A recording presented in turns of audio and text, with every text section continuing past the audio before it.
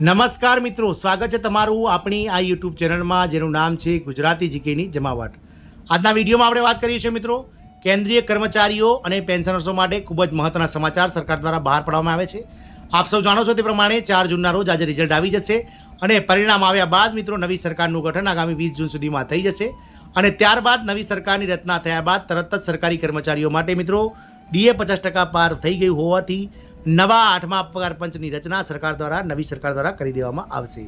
ગત 7 પગાર પંચોનો ટ્રેન્ડ જોઈએ તો જ્યારે મિત્રો મોંઘવારી ભથ્થું અને મોંઘવારી રાહત 50% સુધી પહોંચ્યું છે ત્યારબાદ જ નવા પગાર પંચોની રચના થઈ છે અને તેમની ભલામણો નિયત સમયમાં મિત્રો 1.5 થી 2 વર્ષના સમયગાળામાં સ્વીકારી લેવામાં આવી છે. તો જાણીએ આજના વિડીયોમાં કે કઈ રીતે મિત્રો કેન્દ્રીય સરકાર દ્વારા આગામી સમયમાં 8મા પગાર પંચને લઈને સરકારી કર્મચારીઓને ડબલ લાભ આપવામાં આવી શકે છે. તમામ માહિતી આજના વિડીયોમાં મેળવીશું, તો વિડીયોના અંત સુધી બના રહેશો. અને જો તમે અમારી ચેનલમાં નવા હોય તો અમારી ચેનલને સબસ્ક્રાઇબ કરી બાજુમાં રહેલું બેલ આઇકોન દબાવીને ઓલ નોટિફિકેશન ઓન કરજો, જેથી કરીને ચેનલ પર મૂકવામાં આવતા વિવિધ ભરતીઓના નોટિફિકેશન, વિવિધ ભરતીઓના પરિણામ, જીકેના વિડીયો અને સરકારી કર્મચારી પેન્શનર્સ યોજનાને લગતા પરિપત્રો તમને સરળતાથી અમારી ચેનલના માધ્યમથી ઉપલબ્ધ થઈ જાય.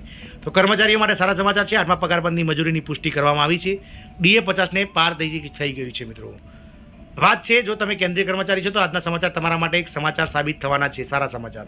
તમને અને અન્ય તમામ કેન્દ્રીય કર્મચારીઓને માહિતી આપતા અમને જણાવી દઈએ કે દેશમાં 8મા પગારપંચના અમલને લઈને ચર્ચા સકારાત્મક સ્વરૂપ લઈ રહી છે. જો દેશમાં 8મું પગારપંચ લાગુ થશે તો કેન્દ્રીય કર્મચારીઓને મોટા પ્રમાણમાં લાભ મળશે. તેમના પગારમાં પણ નોંધપાત્ર વધારો થશે, જેના કારણે કેન્દ્રીય કર્મચારીઓના ભથ્થામાં પણ વધારો થશે. કેન્દ્રીય કર્મચારીઓને હાલમાં 7મા પગારપંચ હેઠળ લાભ આપવામાં આવે છે. તમને માહિતી આપતા અમને જણાવી દઈએ કે દેશમાં 7મું પગારપંચ છે વર્ષ 2014માં, એટલે કે 28 ફેબ્રુઆરી વર્ષ 2014માં તેનું મિત્રો ગઠન કરવામાં આવ્યું હતું અને તેના જે ભલામણો છે તે મિત્રો 1 જાન્યુઆરી 2016થી જે તે સ્વીકારવામાં આવ્યું હતું. એટલે કે આજથી લગભગ 10-8 વર્ષ પહેલાં આજે છે તે મિત્રો લાગુ કરી દેવામાં આવ્યું હતું. ત્યારબાદ કેન્દ્ર સરકારે હવે વર્ષ 2024માં તેને સુધારવાની તૈયારી કરી છે. દેશમાં 8મા પગારપંચના અમલીકરણને લઈ અને જાહેરાતો ચાલી રહી છે અને લોકસભાની ચૂંટણીના પરિણામો 4 જૂન એટલે કે આજના રોજ આવી ગયા બાદ જે છે તે મિત્રો આની જાહેરાત કરવામાં આવી શકે. 8મા પગારપંચના અમલ પછી ડીએ 50%ને પાર કરાશે. જો સરકાર દ્વારા કેન્દ્રીય કર્મચારીઓ માટે 8મું પગાર પણ લાગુ કરવામાં આવે તો કેન્દ્રીય કર્મચારીઓને તેનો લાભ મોટા પાયે મળશે. કેન્દ્રીય કર્મચારીના મોંઘવારી ભથ્થાને ભારત સરકાર દ્વારા પ્રથમ 6 મહિનામાં એટલે કે 1 જાન્યુઆરી 2024થી લઈ અને 30 જૂન 2024 સુધી 46%થી વધારી અને વધુ 4% વધારી 50% કરી દેવામાં આવી છે. એટલે કે કેન્દ્રીય કર્મચારીઓને હાલમાં 50%ના દરે મોંઘવારી ભથ્થું અને મોંઘવારી રાહત ચૂકવવામાં આવી રહી છે.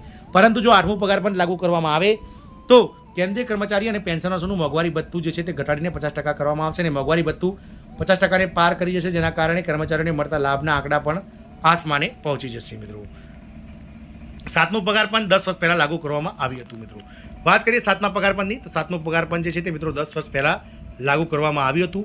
આપ સૌને જણાવીએ કે 7મા પગાર પંચનું ગઠન 28 ફેબ્રુઆરી 2014ના રોજ કરવામાં આવ્યું હતું અને તેની ભલામણો મિત્રો સરકારે 1 જાન્યુઆરી 2016થી સ્વીકારી હતી અને વર્ષ 2016માં જે છે તે મિત્રો 7મું પગાર પંચ લાગુ કરી દેવામાં આવ્યું હતું. 7મા પગાર પંચમાં સુધારો કરવા 8મું પગાર પણ દાખલ કરવામાં આવશે. 8મા પગાર પંચના અમલ પછી પગાર બમણાથી વધુ થઈ જશે. જો દેશમાં 8મું પગાર પણ લાગુ થશે તો કેન્દ્રીય કર્મચારીઓના પગાર પર મોટી અસર પડશે, કારણ કે અમે કહ્યું એ પ્રમાણે હાલમાં 7મું પગાર પણ અમલમાં છે, જેના હેઠળ કેન્દ્રીય કર્મચારીને 50% મોંઘવારી ભથ્થું મળી રહ્યું છે. પરંતુ જ્યારે 8મું પગાર પણ લાગુ થશે તો કેન્દ્રીય કર્મચારીનું મોંઘવારી ભથ્થું 3 થી 4% વધી જશે, જેના કારણે મોંઘવારી ભથ્થું 50%થી વધી અને 53 થી 54% થઈ જશે. મિત્રો વધારાની જે છે તે મિત્રો સાથે કર્મચારીઓને બમણો લાભ થશે, એટલે કે 50% મોંઘવારી ભથ્થા ઉપરાંત જે રકમ બાકી રહેશે તે તમામ કર્મચારીના મૂળ પગારમાં આપોઆપ ઉમેરવામાં આવશે. જો કર્મચારીનો મૂળ પગાર 18,000 રૂપિયા છે તો મોંઘવારી ભથ્થામાં 27,000 રૂપિયાનો વધારો થશે.